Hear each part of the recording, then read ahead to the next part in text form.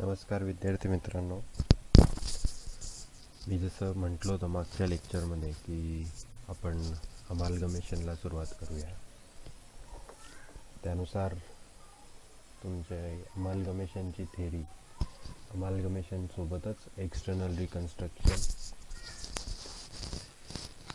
Absorption आणि amalgamation असं तिघांमधला फरक, तिघांचा अर्थ आपल्याला तिथं समजून घ्यायचा आहे. त्यामुळे आज आता ह्याचं हे लेक्चर आपलं ते जो संकल्पनात्मक भाग आहे, अमालगमेशन, ॲब्सॉर्शन आणि एक्सटर्नल रिकन्स्ट्रक्शन, आणि एक चौथा भाग आहे इंटरनल रिकन्स्ट्रक्शन, त्या संदर्भातल्या चारही चॅप्टरमधल्या मूळ संकल्पना काय आहे, चारींमध्ये मूळ फरक हा काय आहे, ते मी तुम्हाला समजवण्याचा प्रयत्न करेन. अपेक्षा आहे की आता थोडंफार नीट दिसत असेल. दिसत नसेल तर तसं मला निश्चितपणे कळवू शकतात. तर चॅप्टर आहे आपला अमालगमेशन ऑफ कंपनीज. हे सिलेबसनुसार दुसरं चॅप्टर आहे, पण आपलं जे लेक्चर ज्या पद्धतीने होत आहेत, ऑनलाईन हो का कसे हो, तर त्याच्यानुसार हे तिसरं चॅप्टर मी सुरुवात करतो आहे. एकदा अमालगमेशन लक्षात आलं तुम्हाला की एक्सटर्नल रिकन्स्ट्रक्शन आणि ॲब्सॉर्शन या दोन्ही संकल्पना लक्षात येऊ शकतात. माझ्या माहितीनुसार तुमचं एफ वायला अमालगमेशन ऑफ पार्टनरशिप फर्म झालेला आहे, त्यामुळे तुम्हाला थोडीफार कल्पना या संदर्भात असावी. तरी पण कन्सेप्ट ऑफ अमालगमेशन नक्की काय असतं ते आपण तिथं बघूया. अ कंपनी कॅन परचेस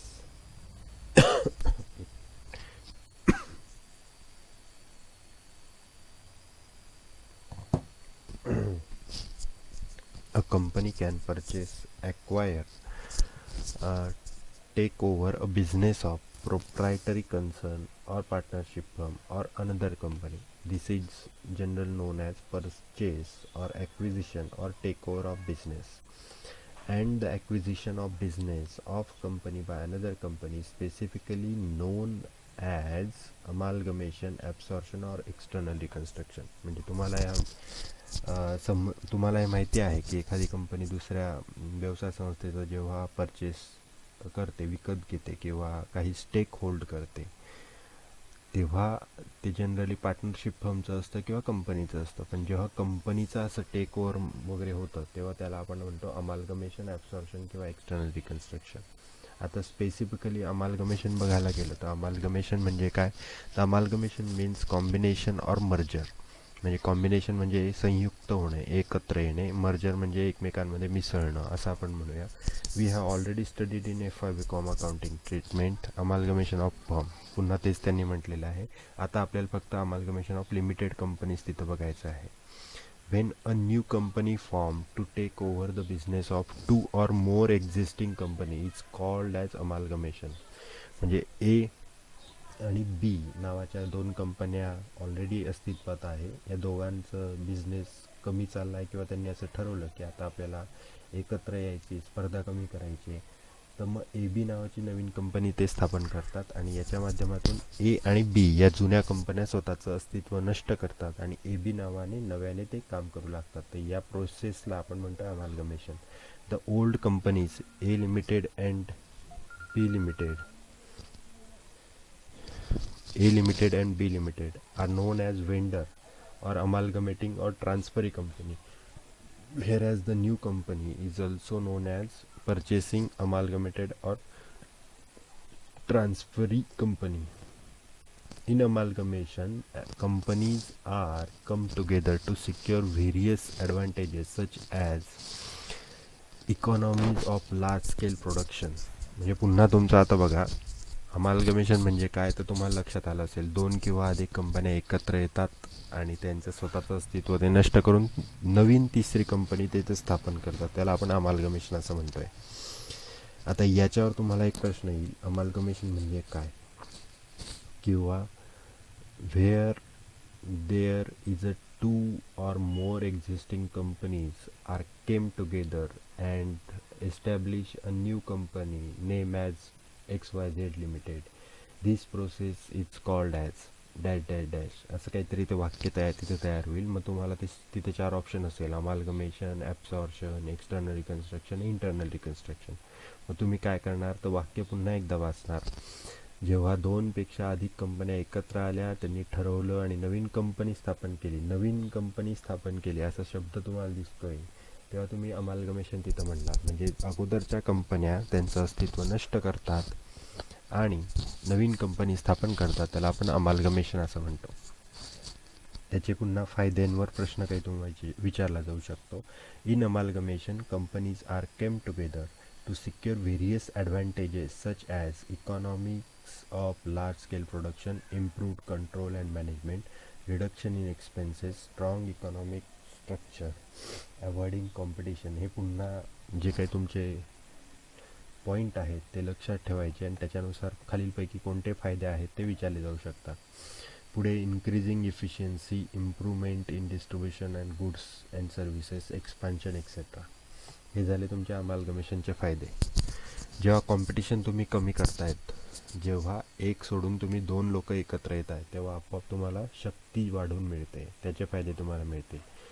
जेव्हा दोन लोक काम करायला लागतात, एकत्र येतात, स्वतःचं अस्तित्व पूर्वीचं नष्ट करून एक कंपनी तिथं होतं, तेव्हा आपोआप कंट्रोल मॅनेजमेंट सुधारतं.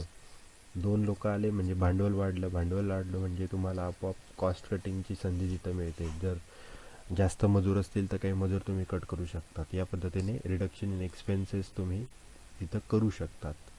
स्ट्रॉंग इकॉनॉमिक स्ट्रक्चर, पुन्हा दोघं आपापसात कॉम्पिटिशन करत होते, आता एक कंपनी झाली, त्यामुळे आपोआप कॉम्पिटिटर कमी झाल्यानंतर अवॉइडिंग कॉम्पिटिशन आणि प्लस स्ट्रॉंग इकॉनॉमिक स्ट्रक्चर, दोघांची परिस्थिती खालावलेली होती पण आता दोघं एकमेकांना सहारा देत आहेत, मदत करत आहेत, त्याच्या माध्यमातून व्यवसाय संस्थेची आर्थिक स्थिती सुधारू शकते. तर हे काही फायदे आहेत.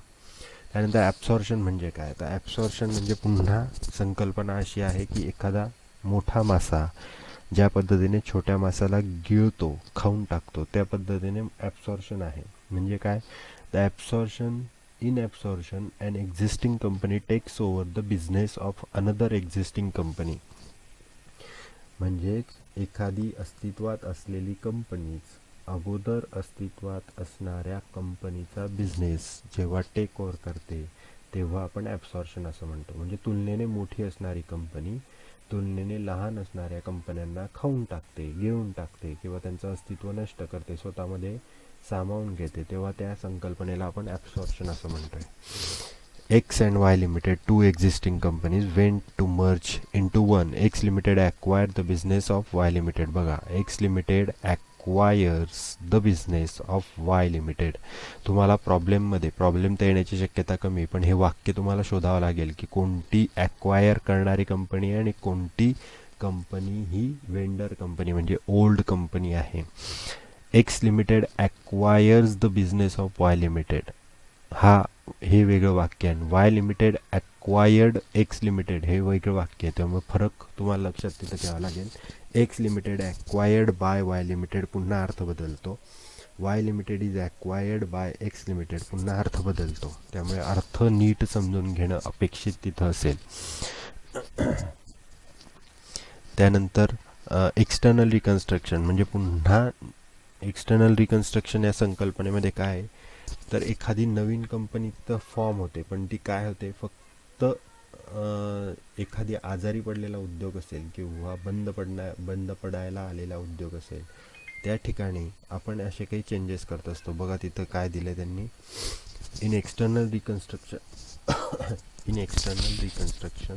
a new company is formed to take over the business of existing company which is normally loss making or sick company, आजारी company. For example, if the business of XYZ Limited ही जुनी company is taken over by new company PQR Limited, purchasing company, it is called as external reconstruction. म्हणजे केवळ नाव बदलवता आहेत, काही थोडंफार कॅपिटलची इकडे तिकडे फेरबदल तिथं होणार, नाव बदलून जुनाच बिझनेस त्या नवीन कंपनीच्या माध्यमातून टेक ओव्हर होणार, त्याला आपण म्हणतो एक्सटर्नल रिकन्स्ट्रक्शन. बाह्य, मुळात तुम्ही कितीही कसेही दिसत असलात तरी आपल्याला काय गोरं व्हायला खूप आवडतं. मग आपण गोरं होण्यासाठी काय काय करतो, तर मग आपण पावडर लावतो. किंवा फेस पॅक लावत असतो, तर याला आपण सगळं एक्सटर्नल रिकन्स्ट्रक्शन म्हणतात. काही लोक याच्या हे न करता देखील गोरे दिसत असतात, का तर मुळातच ते त्यांचा रंग हा गोरा असतो. त्यामुळे एक्सटर्नल रिकन्स्ट्रक्शन काय, तर बाहेरचे सौंदर्य खुलवण्याचा ते एक मार्ग आहे. व्यवसाय संस्था बंद पडत आलेली आहे, तिची आर्थिक स्थिती ही ढासळत चाललेली आहे, पण अशा स्थितीमध्ये आपल्याला कुठे बाहेरचा व्यक्ती विकत घ्यायला पण तयार नाही. मग आपण काय करणार, आपणच नवीन कंपनी सुरू करणार आणि तिच्या माध्यमातून त्या जुन्या कंपनीचा बिझनेस टेक ओव्हर करणार. तर हा टेबल जो पुढे दिलेला आहे, हा टेबल तुमच्या दृष्टीने खूप महत्त्वाचा आहे. या 3 संकल्पना तुम्हाला समजून घेण्यासाठी. बघा, लिक्विडेशन ऑफ कंपनी म्हणजे कंपनी बंद केल्या जातात का, तर अमालगमेशनमध्ये 2 किंवा अधिक कंपन्या लिक्विडेट होतात, बंद केल्या जातात. ॲब्सॉर्प्शनमध्ये 1 किंवा अधिक कंपन्या पण असतील, पण आपल्याला एकच शिकायचं आहे. ते एक कंपनी लिक्विडेट होते. एक्सटर्नल रिकन्स्ट्रक्शनमध्ये देखील एकच कंपनी लिक्विडेट होते. त्यानंतर नवीन कंपनी फॉर्म होते का, फॉर्मेशन ऑफ न्यू कंपनी. ॲमालगमेशनमध्ये new company will be form, नवीन कंपनी तयार केली जाते. पण ॲब्सॉर्प्शनमध्ये no formation of new company, नवीन कंपनी तयार झाली का, तर नाही. एक्स लिमिटेडने वाय लिमिटेडला खरेदी केलं, म्हणजे एक्स पण अगोदरपासून उपस्थित होती, वाय पण होती, एक्स तुलनेने मोठी होती, तिने खरेदी केलं. ठीक आहे. त्यानंतर एक्सटर्नल रिकन्स्ट्रक्शनमध्ये नवीन कंपनी स्थापन केली जाते. टाईप म्हणजे एक्झाम्पल त्यांनी दिलं आहे, ए लिमिटेड आणि बी लिमिटेड 2 जुन्या कंपन्या होत्या, नवीन कंपनी फॉर्म झाली ए बी लिमिटेड. वाय लिमिटेडमध्ये वाय लिमिटेड होती, ती टेक ओव्हर केली X लिमिटेडने.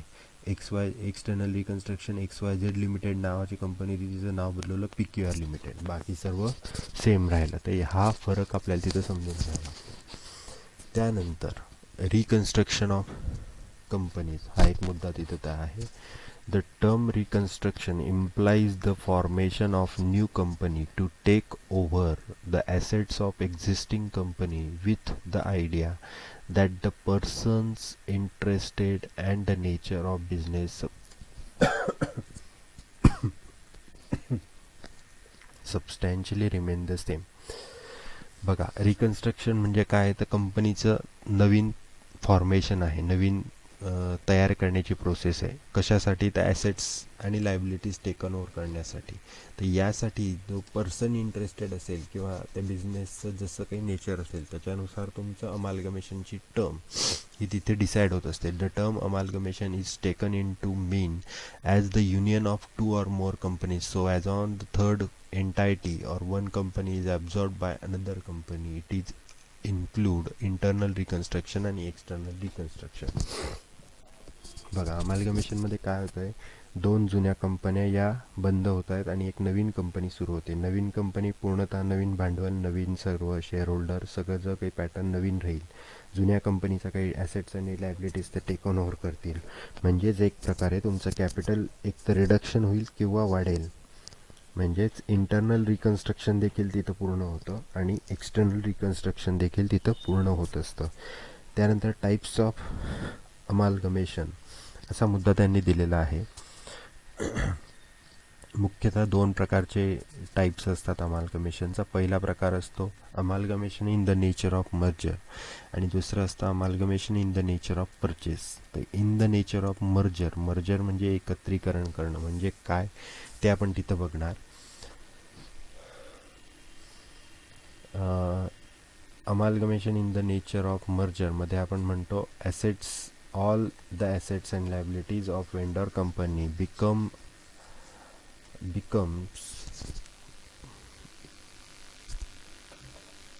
all the assets and liabilities of vendor company become the new company is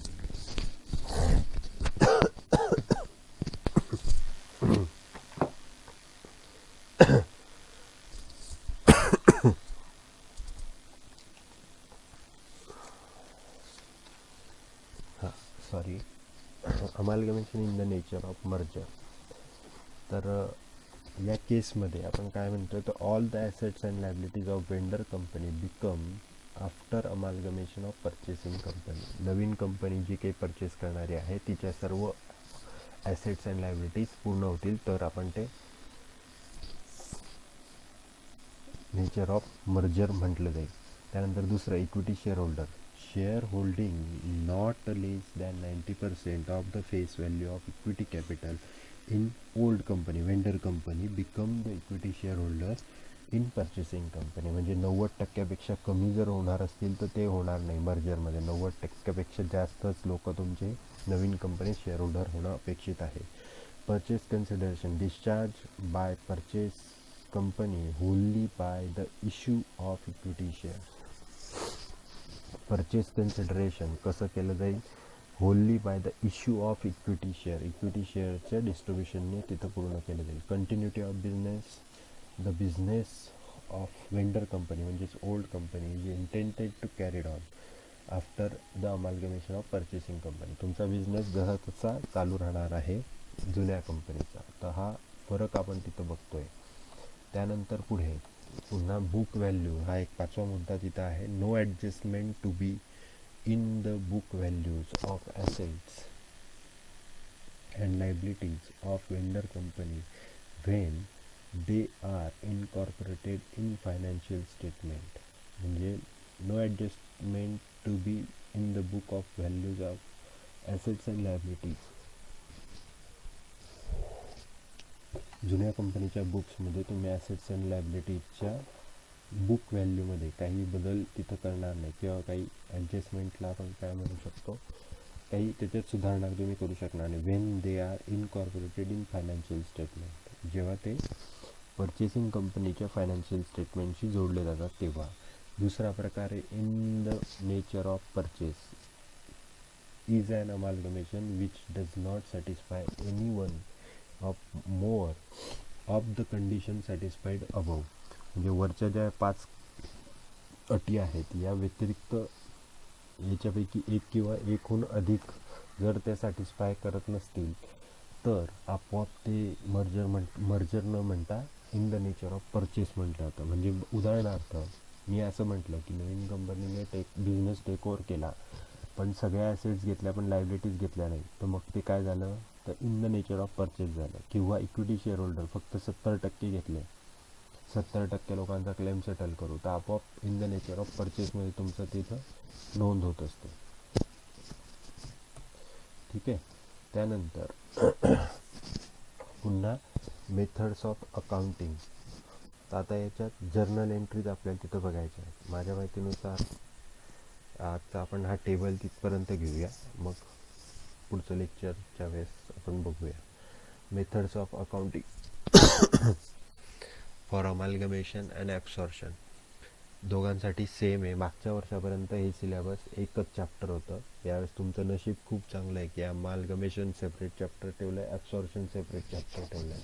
मागच्या वर्षीच्या बॅचला विचारून बघा फार तर हवं तर ते सांगतील आम्हाला एकच चॅप्टर होतं. त्यामुळे चॅप्टर फर्स्ट ए भाग अमालगमेशन होता तर बी भाग ॲब्सॉर्प्शन होता. आपल्या दृष्टीने ते एक फायद्याचं झालेलं आहे की चॅप्टर तेवढेच ठेवले, फक्त सिलेबसमध्ये ती चॅप्टरची संख्या वाढलेली आहे. त्यामुळे पहिलं accounting in the books of vendor. Old कंपनीच्या बुक्समध्ये, वेंडर म्हणजे old company, selling company, the normal procedure through the realisation account will be followed. Accounting in the books of purchasing company will differ depending upon the type of amalgamation. 2 प्रकार आत्ता आपण बघितले. As in the nature of merger आपण pooling of interest method म्हणतो, आणि in the nature of परचेसमध्ये in the nature of परचेसमध्ये आपण purchase method follow करत असतो.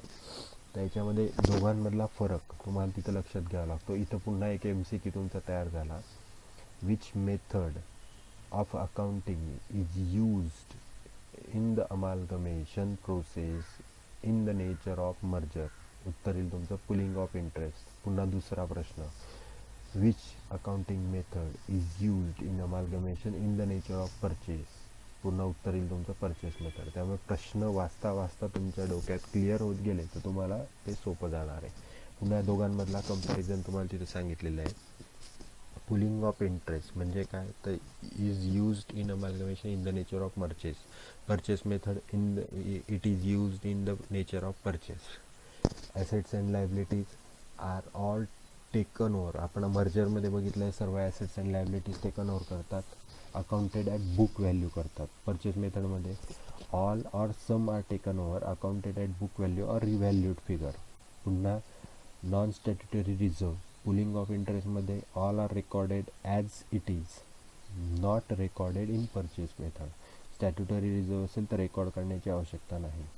पुन्हा नॉन स्टॅट्युटरी रिझर्व असेल तर रेकॉर्ड करण्याची आवश्यकता नाही. स्टॅट्युटरी रिझर्व असेल तर recorded included in number 3 above, no separate entry required. म्हणजे त्याच्यामध्येच आपण ती एंट्री करणार. नॉन स्टॅट्युटरी रिझर्व आणि स्टॅट्युटरी रिझर्व एकत्रित तिथं एंट्री करणार. रेकॉर्डेड परचेस मेथडमध्ये आपण रेकॉर्ड करतो. Entry amalgamation adjustment account debit to statutory reserve account. या पद्धतीने ती परचेस मेथडमध्ये आपण एंट्री करत असतो. गुडविल किंवा capital reserve difference between capital and purchase consideration is adjusted in revenue reserve revenue reserve of profit and loss account. ठीक आहे. त्यानंतर परचेस मेथडमध्ये difference between purchase consideration net asset taken are adjusted in goodwill or capital reserve. त्यानंतर पुढचं liquidation expenses paid by purchasing company जर असेल तर pooling of इंटरेस्टमध्ये अकाउंटिंग मेथड आपण काय करणार, तर debited to reserve or profit and loss account by purchasing company. Debit करणार आपण कुठं, तर रिझर्व किंवा profit and loss account by purchasing company, नवीन कंपनीद्वारे. आणि परचेस मेथडमध्ये जर असेल debited to goodwill account by purchasing company. म्हणजे पुन्हा याच्यामध्ये डिफरन्स आपण तिथं करतो आहे. तर या इंट्रोडक्शनवरून आता आपल्याला उद्या पुन्हा त्या एंट्रीज तिथे बघायच्या आहेत. पुन्हा काही स्कॅनचे कॉपी चांगले आलेले नाही आहेत, मला पुन्हा एकदा पाठवायला लागेल असं दिसतं आहे. तरी हरकत नाही, मी करतो तो प्रयत्न, परत एकदा शेअर करतो. कोणाकडे तुमच्याकडे चांगला कॅमेरा असेल आणि पुस्तक असेल तर तुम्ही काढू शकतात फोटो. माझ्या कॅमेराचा थोडासा प्रॉब्लेम आहे, हरकत नाही, आपण करूया. आजच्या पुरतं एवढं पुरेसं आहे. धन्यवाद.